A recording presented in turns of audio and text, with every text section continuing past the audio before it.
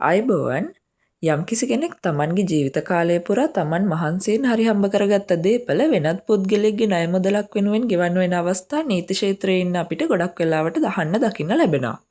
සමහර වෙලාවට තමන් මේ විදිහට හිතන්නේ නැතුව ගන්න තීරණයක් හින්දා තමන්ගේ වගේම තමන්ගේ පවුලේ අයගේ විශේෂයෙන්ම දරුවන්ගේ මේ හැම කෙනෙක්ගේ ජීවිත ඉතාමත් අසීරු තත්වයකට වැටෙන්න පුළුවන්. මෙන්න මේ නිසා අද වීඩියෝ එකෙන් අපි කතා කරන්නේ යම්කිසි කෙනෙක් තවත් කෙනෙක්ගේ ණය මුදලක් වෙනුවෙන් ලීසින් එකක් වෙනුවෙන් අපේට අත්සන් කරනවා නම් තමන් අනිවාර්යයෙන්ම ඊට කලින් දැනුවත් වෙන්න ඕනේ කරුණු කීපයක් ගැන. තමන් අපකරුවෙක් විදියට යම්කිසි ගිවිසුමකට අත්සන් කරද්දී මුලින්ම දැනගන්න ඕන දේ තමයි අදාළ ණයකරු කවුද කියන එක. මෙතනදී අදහස් කරන්නේ අදාළ පුද්ගලයා නමින් නාමික වශයෙන් හඳුනා ගැනීම නෙමෙයි. මේ පුද්ගලයාගේ පදිංචිය කොහෙද? ඒ වගේම මේ පුද්ගලයාගේ තියෙන අනිත් සම්බන්ධතා මොන වගේද? මෙයා විවාහක පුද්ගලයෙක්ද අවිවාහක පුද්ගලයෙක්ද? යම්කිසි අවස්ථාවක උසාවියකින් සිතාසියක් බාර දෙන්න මේ පුද්ගලයාව හොයාගන්න ඕන වුණොත් Tamanට මේ සිතාසියක් බාර දෙන්න මේ පුද්ගලයාව හොයාගන්න පුළුවන්ද? ඒ වගේම මේ ණය ගෙවන්න මේ පුද්ගලයාට හැකියාවක් තියෙයිද කියන එකත් Tamanුත් මුලින්ම දැනුවත් වෙන එක හොඳයි. මොකද සමහර අවස්ථාවලදී Taman වගේම ලීසින් කම්පැනි එකකට එහෙම නැත්නම් බැංකුවකට ණයක් ගන්න ආපු තවත් කෙනෙක් Tamanගේ ණයට අපේට අත්සන් කරනවා. ඒ වගේම Tamanුත් ඒ පුද්ගලයාට අපේට අත්සන් කරනවා. මෙතෙන්දී Tamanගේ ණය හරියට ගෙවාගෙන ගියා වෙන්න පුළුවන්. නමුත් අර පුද්ගලයා ඒ පුද්ගලයා ලබාගත් ණය ගෙවුවේ නැතොත් Tamanට ඒ වෙනුවෙනුත් ගෙවීම් කරන්න වෙන්න පුළුවන්. මෙන්න මේ නිසා මුල්ම දේ තමයි Taman හොඳින් දන්න කියන පුද්ගලයෙක්ට ඇරුණාම වෙන කිසිම හේතුවක් මත වෙනත් පුද්ගලයෙක්ට අපේට අත්සන් කරන්න එපා. දෙවැනි කරුණ තමයි Taman අත්සන් කරන ලියවිලි ටික ලේඛන ටික හොඳින් කියවන්න ඕනේ. මෙතෙන්දී ගොඩක් වෙලාවට ණය ගන්න පුද්ගලයෝ වුණත් Taman ණයක් ගනිද්දී අදාළ ලේඛන ටික කියවලා බැලීමක් සිදු කරන්නේ නැහැ. නමුත් Taman යම් කිසි ණය මුදලක් ලබා ගන්නවා නම් අපේකට අත්සන් කරනවා නම් අනිවාර්යයෙන්ම කරන්න ඕන දෙයක් තමයි මේ ලේඛන ටික හොඳින් කියවලා බලන එක. මේ ලේඛනවල මෙන්න මේ කියන කරුණු ටික තමයි අපි විශේෂයෙන්ම මෙතෙන්දී බලන්න ඕන. පළවෙනිටම බලන්න ඕන මේ ලේඛනවල ණයකරුගේ නම. Taman නම් අපේට අත්සන් කරන්න යන්නේ යම්කිසි පුද්ගලයෙක් වෙනුවෙන් නම් ඒ පුද්ගලයාගේ නමද මේ ලියවිලි වල තියෙන්නේ කියන එක මුලින්ම බලන්න ඕනේ. ඒ වගේම තමයි මේ ණය මුදල කොච්චරක්ද කියන එක.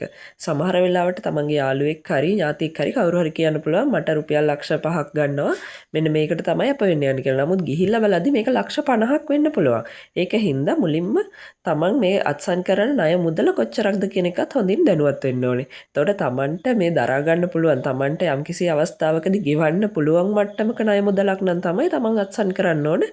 තමන්ගේ වත්කම් ආදායම් අනුව තමන්ට ගෙවන්න පුළුවන් විදිහේ මට්ටමේ වටිනාකමක්ද මේ සඳහන් වෙලා තියෙන්නේ. ඒ වගේම තමන්ගේ හිතවතා හෝ ඥාතියා තමන්ට අපේට අත්සන් කරන්න එන්න කියලා කියද්දි මෙන්න මේ මුදලකට කියලා කිව්වනම් ඒ කියපු මුදලමද මෙතන සඳහන් වෙන්නේ මේ ලේඛනවල කියන කරුණ හොඳින් කියවලා බලන්න. එහෙම නැත්නම් මේ මුදල කොතනකවත් සඳහන් වෙන්නේ නැත්නම් අදාළ බැංකු නිලධාරීන්ගෙන් මේ කම්පැනි නිලධාරීන්ගෙන් විමසීමක් කරලා දැනගන්න පුළුවන්.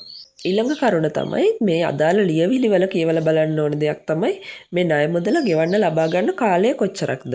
එතකොට අවුරුදු 5ක් හෝ අවුරුදු 10ක් හෝ යම්කිසි කාල සීමාවකට ගන්න ඉද්දි මාසික වාරිකය කොච්චරක් දෙන්නේ Tamanගේ හිතවතා හෝ ඥාතියාට ගෙවන්න පුළුවන් මට්ටමේ වාරිකයක්ද මේ තියෙන්නේ කියන කරුණත් Taman සැලකිලිමත් වෙන්න ඕන එක කරුණක්. ඒ වගේම මේ ණය පහසුකමට Tamanට අමතරව වෙනත් අපකරුවන් ඉන්නවද? ඉන්නවනම් මේ අපකරුවන් කවුද?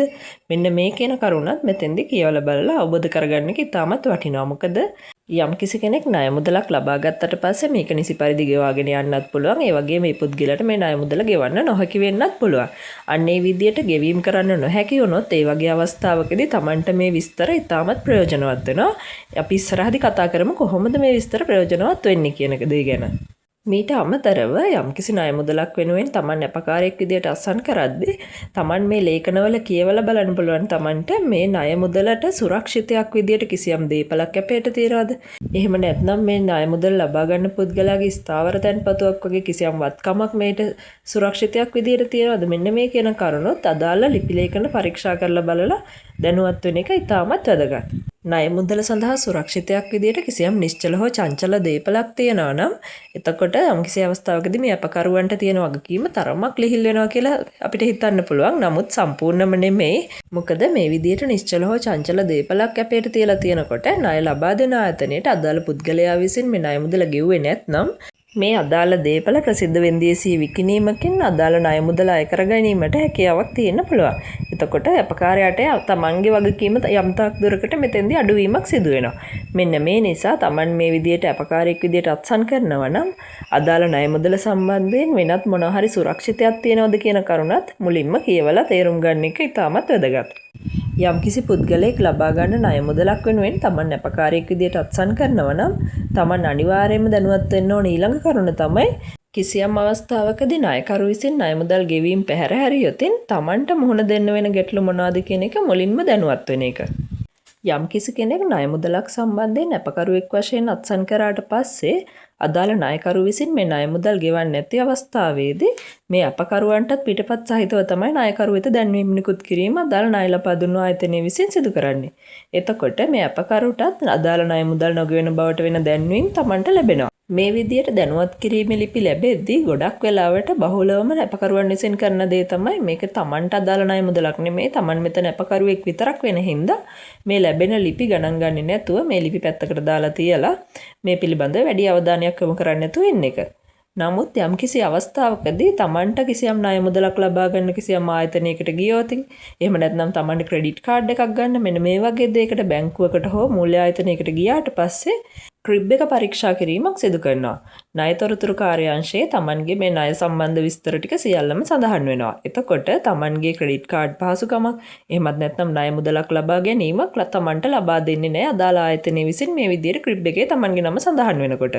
මෙන්න මේ නිසා ණය මුදලක් නොගෙවන අවස්ථාවකදී අපකරුවෙක්ට වෙන්න පුළුවන් පළවෙනිම හානිය තමයි Tamanගේ අවශ්‍යතාවයක් වෙනුවෙන් මූල්‍ය ආයතනයකින් බැංකුවකින් Tamanට අවශ්‍ය පරිදි ණය මුදලක් ලබා ගන්න නොහැකි වෙන එක. ඊළඟට වෙන දේ තමයි මේ විදිහට ණය මුදල් ගෙවීම පැහැර හරිනකොට ණය ලබා දුන්නු ආයතනයේ විසින් ණයකරුට සහ අපකරුවන්ට විරුද්ධව නඩු පැවරීම් සිදු කරනු ලබනවා. මේ සම්බන්ධයෙන්ොත් ගොඩක් අය හිතන්නේ ණයකරුට විරුද්ධව අදාළ ආයතනය විසින් නඩු පැවරීමක් කරලා ණයකරුගෙන් මේ ණය මුදල් අය කරගන්න බැරි වුණොත් අපකරුවන්ට විරුද්ධව නඩු පැවරීමක් කරනවා කියලා. නමුත් දැනට ලංකාවේ ගොඩක් මූල්‍ය ආයතන සහ බැංකුවල තියෙන ගිවිසුම් අනුව ණයකරුට සහ අපකරුවන්ට කියන දෙගොල්ලන්ටම එකම නඩුවක් තමයි පැවරීම සිදු කරන්නේ. එතකොට මේ නඩුවේදී ණයකරුත් අපකරුවොත් කියන මේ සියලුම දෙනා සමානව තමයි සලකන්නේ. මේ සියලුම දෙනාට ගරු අධිකරණයට ගිහිල්ලා Taman මේ සම්බන්ධයෙන් කරුණු දැක්වීමක් කරන්න ඕනේ. එතකොට යම් කිසි විදියකින් අධිකරණයේ පෙනී සිටීමක් කරන්නේ නැත්නම් ඒක පාර්ශ්වික නඩු විභාගයට නියමීමක් සිදු වෙනවා. මෙන්න මේ අනුව යම්කිසි කෙනෙක් වෙනත් පුද්ගලයෙක්ගේ ණය මුදලක් වෙනුවෙන් අපකරුවෙක් විදියට අත්සන් කරාම Tamanට මුහුණ දෙන්න වෙන තවත් ගැටලුවක් තමයි අදාළ පුද්ගලයා විසින් මේ ණය මුදල් ගෙවීම පැහැර හැරියොතින් Tamanට විරුද්ධව ගරු අධිකරණයේ නඩු පැවරීමක් සිදු වෙනවා. ඒ වගේම Tamanට මේ නඩුවට ඉදිරිපත් වෙලා කරුණු දක්වන්න මේ නඩුව වෙනුවෙන් වියදම් කරන්න. ඒ වගේම මේ නඩුවේ තීන්දුවක් ලැබුණොත් Tamanට එරෙහිව මේ තීන්දුව අනුව කටයුතු කරන්නත් සිදු වෙනවා. ඒ වගේම විශේෂම දේ තමයි යම්කිසි අවස්ථාවකදී ණයකරුට සහ අපකරුවන්ට එරෙහිව මේ විදියට තීන්දුවක් ලැබුණාට පස්සේ මේ තීන්දුවකින් ලබා දෙන්නේ ණයකන් දෙනුවක් සම්බන්ධ නඩුවක තීන්දුවක් වෙන්නේ ඒ අදාළ ණය මුදල සහ ඊට අදාළ පොලි ඒ වගේම නඩු ගාස්තු ගෙවන්න කියලා තමයි තීන්දුව ලැබෙන්නේ. එතකොට මෙන්න මේ සම්පූර්ණ මුදල ගෙවන්න ණයකරුට හැකියාවක් නැත්නම් ඒ වගේම ණයකරු මේ වෙලාවේදී හොයාගන්න බැරි නම් ඒ වගේම අපි අර මුලින් සාකච්ඡා කරපු විදිහට මේ ණය ගනුදෙනුව සම්බන්ධයෙන් කිසියම් නිශ්චල හෝ චංචල දේපලක් අපයට තබලා නැත්නම් ඒ කියන්නේ මේ ණය ලබා දුන්න ආයතනයේට කිසියම් මේ ණයකරුගේ දේපලක් ප්‍රසිද්ධ වෙන්දේසි විකුණලා මේ ණය මුදල් අය කර ගැනීමට හැකියාවක් නැත්නම් මේ වගේ අවස්ථාවකදී අදාළ අපකරුගේ හෝ අපකරුවන්ගේ දේපලක් තහනම් කිරීම මගින් මේ ණය මුදල අය කර ගැනීමට කටයුතු කිරීම සිදු කරනු ලබනවා. මෙතනදී දේපලක් කිව්වහම නිශ්චල දේපලක් වෙන්න පුළුවන්, බැංකු ගිණුමක තියෙන මුදල් වෙන්න පුළුවන්, ඒ වගේම Tamanගේ වැටුප වෙන්න පුළුවන්. මොකද යම්කිසි රැකියාවක් කරලා වැටුපක් ලබන පුද්ගලයෙක් නම් මේ පුද්ගලයාගේ වැටුපත් තහනම් කිරීම කරන්න පුළුවන් හැම මාසයකම ලැබෙන වැටුපෙන් මේ ණය මුදල ගෙවන විදියට. කිසියම් ණයකරුවෙක් විසින් Taman ලබාගත් ණය මුදල් නොගෙවන අවස්ථාවකදී අපකරුවෙක්ට මෙන්න මේ වගේ ගැටලු වලට මුහුණ දෙන්න සිද්ධ වෙනවා.